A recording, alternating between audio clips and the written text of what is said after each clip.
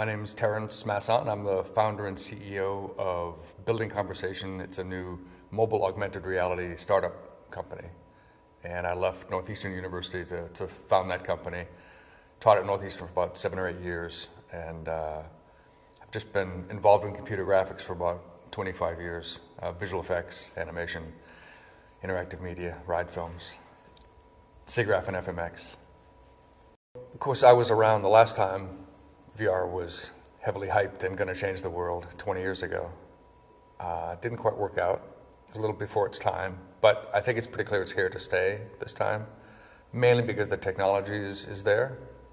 Lots of investment money is there, and a lot of really great creators, technologists, business people are getting behind it. So there's that. I don't think it's going to be a flash in the pan again. That's probably the most important thing. It's not going to go away. So I find it fascinating because it's a combination of a lot of different technologies.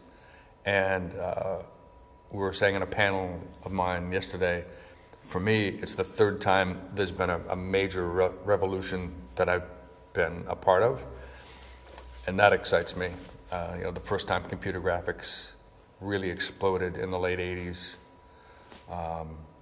And then when video games got a huge boost with the Xbox around 2000. So now again, it's that same kind of energy with VR and AR. And now MR, mixed reality, whatever that means. So all the challenges are the same as those two big revolutions. It's content versus delivery platform, the chicken and the egg. People want to create great content, but there's not the viewership because there aren't the units out there quite yet. So there's that back and forth.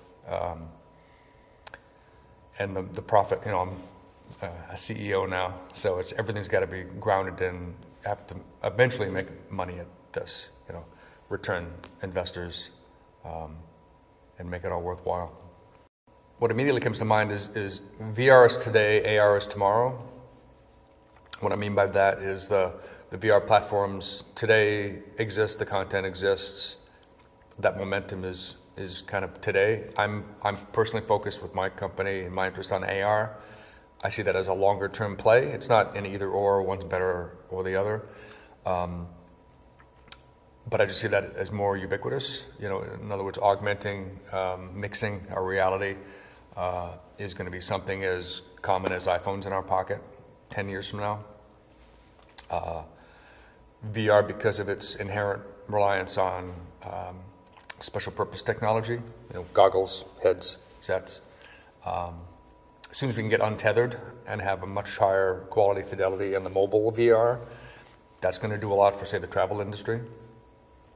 I'd love to take a virtual tour of Mars and being immersed that way. But the reality is that the give and take of getting the units out there in the customer's hands versus producing high quality content, because there's always the danger now of the content producers lowballing the budgets because they're afraid of lack of profit, and then the consumer saying, oh, well, this is just a couple of polygons. I don't really, after you get over the hype of a first use, right, you're going to crave a much more immersive quality experience. So thankfully, there's lots of talk about storytelling and traditional narrative, and the really smart filmmakers, lots of ex-colleagues from Pixar and ILM and Aardman, and the best storytellers, best visual creators in the business are into this. So that gives me hope. The panels I introduced yesterday, Bernard from the Oculus Story Group was brilliant. His whole team, Chris O'Brien from Nexus. The positive thing is that these people are really looking at the problem fundamentally and realizing it's a different medium. It's not like you can just take a short or existing IP and put it in 360 and have it be a new wonderful experience. There's lots of fundamental problems to solve. Staging and lack of edit and all these fundamental filmmaking things that just don't apply. So that's exciting. You have to relearn, rethink how to do storytelling almost more in a theatrical way. Big opportunity that I see is in the content creation tools for VR. We talked about that yesterday. Because right now there's a disconnect. You have to still work on a traditional workstation with a mouse in the real world, looking at a flat 2D screen that's this big, and then hit export, wait a minute, then put on the goggles, look in the VR and go, oh, that's not quite what I was imagining. Scale is off, it feels different. Take off the headset and repeat. So that's non-intuitive, it takes a long time. So the sooner we can get the content creation tools actually in the VR environment, so you can have the helmet on your head and actually create, and there's some examples of that already that look really exciting and promising. I think that'll be great, because then you're creating in the medium that you're watching. I think that's important. That'll make a big difference. So that's a good opportunity for technologists, for people who are interested in getting into this in a real way, in a practical way, and you don't have to invest in developing platforms like Magic Leap or HoloLens. You don't have to be a pure content creator. You could get into these tools and try to make it easier for people to create the content. Well, it's interesting, how tough is it to create film narrative content in VR. I'm personally really excited about it because it is hard. I've always been attracted to what's difficult and not what's easy. And I think I can answer that two ways. For most people, it's going to be incredibly difficult. Why doesn't this work? I've done everything that I was taught in film school or that I've been doing in video or video games, and it just doesn't work. But I think the best of the best get it. Again, some of the people working on it today, that you look at the human perception difference. For instance, there was an element of Firefly at the beginning of Oculus's first film, and I think that's going to prove to be a useful trope, like a metaphor, meaning that when you get someone in a VR environment, especially for the first time, and this is always the experience, right? As you're looking all around, and you need something to say, here, this is where it's going to start. So a literal Firefly, I think, is a great way to do that. And there'll be some way of focusing attention both with visual and audio cues. Audio is going to be huge, spatial sound design and separation. So I think it's an exciting time to apply all the traditional storytelling methods, but have to take it to another level. So I'm excited. I'm very excited. I'd like to see something that I can't imagine today. That's always excited me, even 25 years ago, getting into computer graphics in a bigger way for the first time. I was never one of those who chased photorealism, because as a photographer, as a filmmaker, I would just grab my camera. So, if I want to do a photorealistic Dan Sarto, I'll get my camera. And so others have done that. I was always, and still am, really interested in the unimagined. What can this medium do that you can't do in any other? So, what can computer graphics do? So whenever I see something just fresh and new, that's exciting. So I honestly can't imagine what VR is going to be able to provide. It'll start off by, doing quote-unquote short films in VR, and there'll be a lot of bad, unsuccessful attempts, and there'll be some that are really good, but it'll still be watching a short film in VR. So I'm anxious to see who can go beyond that and come up with an entire new experiential thing, and I don't know what that is. Like I said, there'll be the kind of travelogue VR, go on a virtual walk around Mars. There'll be the IP transfer of doing, a Marvel VR experience that's been done really well. But then there's the unknown. I can't wait. So VR, I think, well, number one, it's inherently isolating. So that doesn't have to be a bad thing. It just is. Because when you are in this environment, until we take a next leap, like Ken Perlin is doing with his research team about doing real-time social interactive VR, we have multiple people separated by geography in a simultaneous VR experience. That's further away. Until we get there, it's a very isolating experience. So again, not a bad thing, but I think that inherently, I hope, for most people is going to be a very limited experience, meaning you get in, you see something, or you play video games.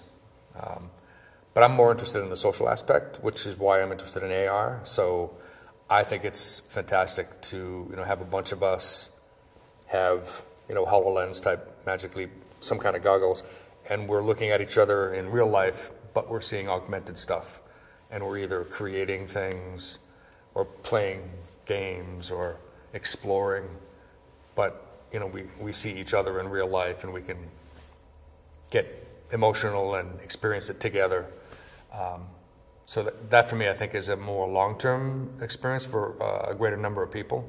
So you can, young and old and grandmas. Imagine you have grandma in Florida and her grandkids, up in Massachusetts, and they can play together somehow virtually with augmented reality, blended, mixed reality. So I think that's got a longer-term play. I think that's more interesting. I don't know if that answers the question, but that's what I think. When you get any of these cautionary questions about new technology and overuse, maybe, or isolationism, it really comes down to the individual, because there was always, and still is, when video games started becoming huge 10 years ago, the South Park parody of the guys in his mom's basement playing World of Warcraft for weeks at a time, getting pizza delivered and just blending into the chair. Sure, there's probably people out there like that, but it's such a tiny, small minority. And the same thing with VR. There's going to get people who get sucked into that and are just going to isolate themselves from the real world. And that's not the fault of the technology. It's just kind of going to match certain people who are going to isolate themselves one way or the other. So I as a father, I of course am aware of any kind of new technology that's going to kind of break a social growth of children, especially. It's even the case now with iPads. It's so easy to just get sucked into the little screen and not get outside. But then I remember my dad telling me when I was, turn off Saturday morning cartoons, get outside and play. So it's just different technology, same motivations, right? So yeah, the question of monetizing is great. We talked about this on the panel yesterday. I brought up the example, the comparison of consoles, game consoles. So that when they came out, there was always the metric of how many units do we have out in the field? How many Xboxes, how many PlayStations? And we're charging, say, $60 for a AAA title. So users are going to expect a certain amount of gameplay for that, whatever, 4, 6, 8 hours. But you start off with this big cost, $60 for an experience that you can play over. Well, those prices dropped, and then now we've gone full leap into people expecting freemium content. So the opposite of that, I think, today is the VR model. So any VR content that you get today is free. Nobody's paying for VR content because it's all funded from marketing departments or funded from creative startups to do short films, which never make anybody money, right? Me being the biggest fan of short animated film in the world, as you know. So there's that problem. So now the content creators of VR are fighting this social construct now where people expect free content, the internet, between Facebook and YouTube, and there's just trillions of petabytes out there that are free. So how do you get people to pay for that? It's the same problem with any other internet content. So there's that. And that's the consumer side. Of course, I'm interested, my company is in the enterprise side, the B2B side. And that's the whole VR and AR's use in engineering and construction and architecture and medicine and on and on and on. That, I think, is a slam dunk. And I know from experience building my company, the money's out there to pay for that because it solves real problems and increases efficiency, speeds up creative iteration. In our case, also benefits communication between designers and clients. So huge benefits that's going to generate revenue in a big way. So the big question of where's the revenue coming from for consumers, I think, is a much bigger question. And that's a tough one. It's going to play out. There's billions of dollars being played into these platforms like Magic Leap and HoloLens that are still a few years from practical market application. And then there's all the headsets, all the VR headsets. Mobile is going to be the way for that to really scale into the tens or hundreds of millions of units. So if I knew how that was going to make money, I think I'd be really rich. My challenge as the CEO of my building conversation company, I think there's really no barriers. It's and I'll make this an interesting answer anyway, without saying, oh, it's not easy, but the technology is iterating, the customer needs and acceptance is there, they get it. The money is there, it's never fast enough to raise. But I think like almost any solution, any media, it's just going to take a lot of iteration. So finding really specific pain points to solve and solutions to offer, and for me, it's all about the user experience to share. I've always been really obsessive about that, whether it's app or web design or filmmaking. So that's really just iteration. It's getting the right people. It's like anything, getting the right team, right? Surrounding yourself with people that are smarter than myself, which is easy. So it's exciting, it's fun. My only frustrations sometimes is I can't make it move as fast as I want it to. You got to pace yourself back with reality, whether that's anything. So I think there's that. There's really no barriers. It's just it's got a momentum now. Everything's falling into place. Really, what I'm talking about, my company again. We're not playing for a multiple patent IP engineering play. What we're providing is a turnkey solution, because there's so many smart people making SDKs and platform pieces and APIs. Autodesk working on some great tools, but it is a very scattered landscape. So what we're doing is pulling all these things together in the best possible puzzle combination, and then wrapping in a user experience that's really fun and comfortable and useful. So in that sense, we're not trying to solve an unsolvable tech problem. We're incredibly difficult things like light fields, with Magic Leap, and that's going to be a whole new paradigm. I'm glad they're doing it. I'm glad I'm not. So I'm excited. I think it's a lot of fun, and hopefully that'll be the case with a lot of other content creation. We'll get past all of these really early growing pains of creating technology from scratch, and then just getting into how do we make it more fun and more useful. Why come to FMX? Why go to any conference? It's a big commitment. You've got to take a week out of your life, a week out of your business, a week away from your family. It's expensive, but that time is precious, right? But I was just talking to Jean-Michel over breakfast this morning, saying that as busy, and nobody's busier than a startup CEO, right?